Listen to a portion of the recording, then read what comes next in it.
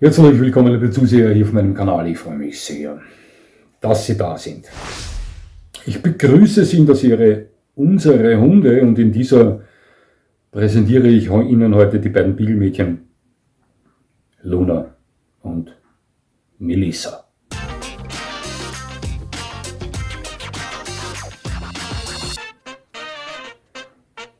Ja,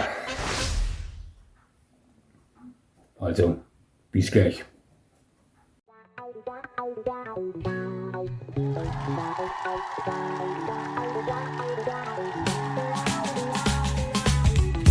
Dog Special, yeah, ich bin der Mann, der Hunde versteht, weil ich's fühlen kann.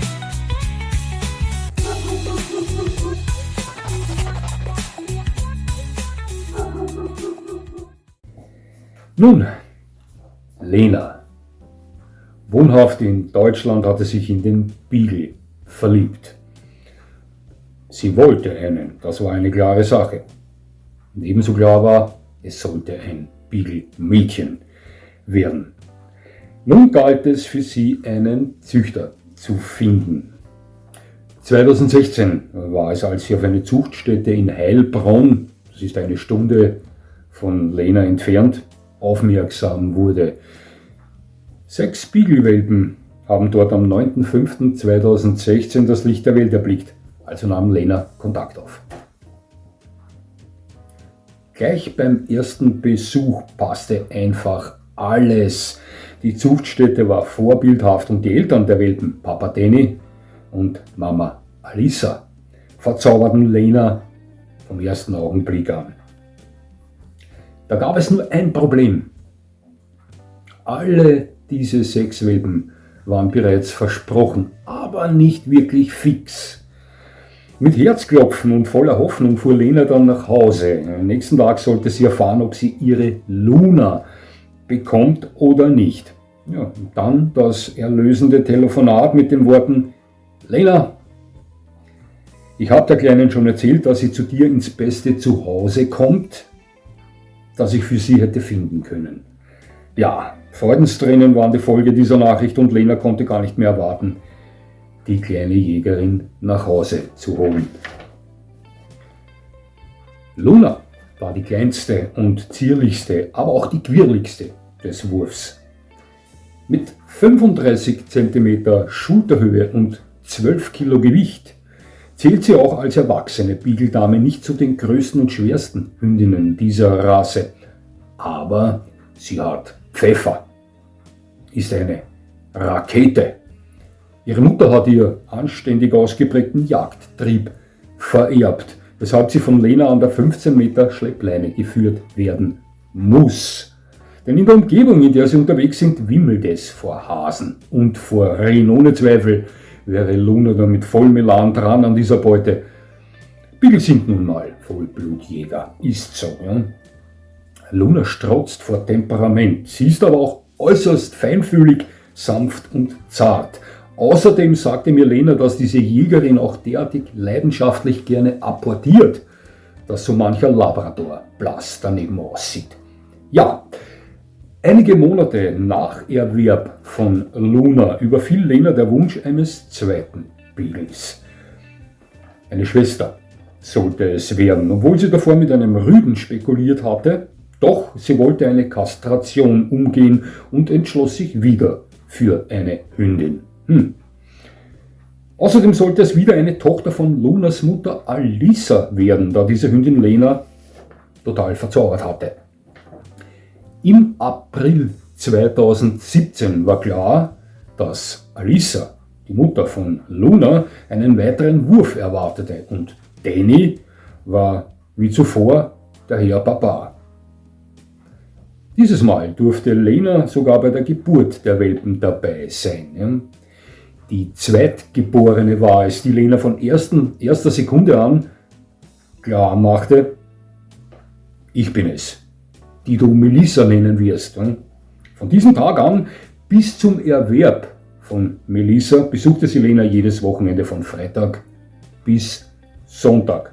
Und dann zog Melissa schließlich bei Lena ein. Luna war von Beginn an völlig begeistert von ihrer kleinen Schwester und es fehlte nicht viel und sie hätte sie begonnen zu säugen. Ja. Melissa war das größte und schwerste Beagle-Mädchen dieses Wurfs, ganz im Gegensatz zu ihrer älteren Schwester. Weist 39 cm Schulterhöhe vor und wirft 15 Kilo auf die Waage. Sie ist somit deutlich kräftiger als Luna. So wie bei Luna lodert auch in Melissa ein sehr starker Jagdtrieb und auch sie wird an der Schleppleine geführt. Melissa zeigt etwas mehr Ellbogen als Luna, ist aber genauso feinfühlig und zart wie ihre ältere Schwester. Anders als diese hält sie allerdings überhaupt nichts vom Ballspiel. Sie ist die Chefin der beiden Hündinnen. Doch generell pflegen sie ein absolut liebevolles und harmonisches Miteinander, sagte mir Lena. Ja, Lena lebt mit den beiden in einem großen Haus mit Garten, wo sie sich nach Herzenslust austoben können. Ja, optimale Geschichte, möchte ich sagen. Nach der Arbeit zischt sie mit ihren Mädchen bis zu 2,5 Stunden durchs Grüne. Am Wochenende baut sie diese Spaziergänge manchmal zu waschechten Wanderungen aus. Einmal im Monat geschieht etwas ganz Tolles, denn da begibt sie sich mit den beiden zu einem Beagle-Treffen. Das genießt sie immer sehr, hat sie mir gesagt. Ja. Man kann sich das typische Läuten der vielen Beagle bei so einem Treff sehr gut vorstellen. Sie wissen schon, dieses Läuten, wie man diesen Ton nennt, den Laufhunde von sich geben, viele Laufhunde innehaben. Dieses typische Läuten, also jeder, der das noch nicht gehört hat, es ist schwer zu erklären, aber ich kann mir sehr gut vorstellen, wie es sich bei so einem Beagle-Treffen abspielt diesbezüglich. Ja. Sowohl Luna wie auch Melissa verstehen sich generell sehr gut mit anderen Hunden, haben hier überhaupt kein Problem, egal ob Rüde oder Hündin. Normalerweise gibt es hier überhaupt keine Schwierigkeiten. Bei Melissa kann es allerdings vorkommen, dass sie etwas mehr Zeit braucht als Luna, aber das war es dann auch. Besonders dann, wenn ein Hund zu stürmisch auf sie zukommt, doch generell war es das dann. Ja, somit wäre über diese beiden eigentlich alles gesagt. Also ich habe Ihnen hier alles wiedergegeben, was Lena mir mitgeteilt hat. Ich habe schon mehrmals mit ihr geschrieben und kann Ihnen nur sagen, das ist eine tolle Hundeführerin, welche ganz genau weiß, was es benötigt, um einen Beagle ein wunderschönes Leben zu bieten. Und ich würde sagen, ihre beiden Mädchen danken ihr das auch mit zauberhaften Wesen und viel Liebe. Das sind zwei sehr schöne Hündinnen, Beagle, gefallen mir sehr gut. Das sind kleine athletische Jagdhunde mit zumeist sehr herzlichem Wesen. Ich habe über diesen Hund schon ein Rasseporträt gebracht. Ich habe häufiger Kontakt mit 3 Beagle-Rüden. Alle 3 sind nicht verträglich anderen Rüden gegenüber. Zufall. Ich weiß, dass speziell die Rasse der Beagle auf Meuteverträglichkeit gezüchtet wurde, dass diese Hunde auf diese Eigenschaft hin forciert wurden und das auch hauptsächlich zutage kommt. Doch die 3 Beagle-Rüden, die ich mit Vito treffe, sind diesbezüglich eine Ausnahme. Luna und Melissa sind das nicht, die sind sehr verträglich. Wie gesagt, Melissa kann da etwas mehr Ellbogen ausfahren, aber das verhält sich völlig normal. Also das zeigt sich im völlig normalen Rahmen, möchte ich sagen.